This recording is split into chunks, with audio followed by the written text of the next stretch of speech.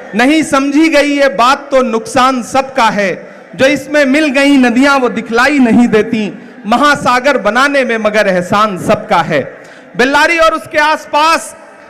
के मौजूद लाखों की आवाम यहां पर आदरणीय राहुल गांधी जी भारत को जोड़ने की मुहिम लेकर के कन्याकुमारी से अपने साथ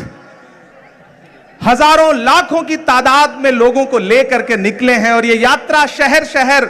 गली गली, गांव गांव होती हुई कर्नाटक के बेल्लारी शहर में है। मैं आपसे बात करने के लिए आया था, लेकिन तब तक हमारे नेताजी राहुल गांधी जी आ चुके हैं। मैं अपनी वाणी को विराम देता हूं और बस इतना कह रहा हूं कि राहुल गांधी जी की जो ये मुहिम है, इस मुहिम के लिए हिंदुस्तान का एक एक शख्स राहुल गांधी जी के साथ खड़ा है।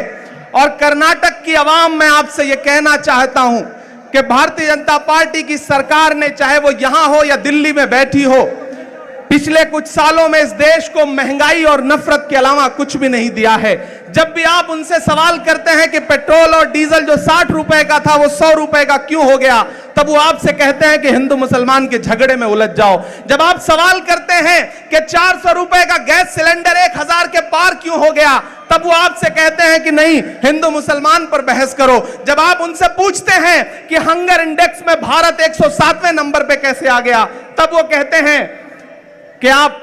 हिंदू मुसलमान में उलझ जाओ। इस तमाम जाल को तोड़ने के लिए, इस तमाम साजिश को तोड़ने के लिए राहुल गांधी जी निकले हैं और हम पूरे हिंदुस्तान की आवाम की तरफ से राहुल जी को सलाम करते हैं, राहुल जी की शख्सियत को सलाम करते हैं। जो बीड़ा उन्होंने उठाया है, मैं उस दिन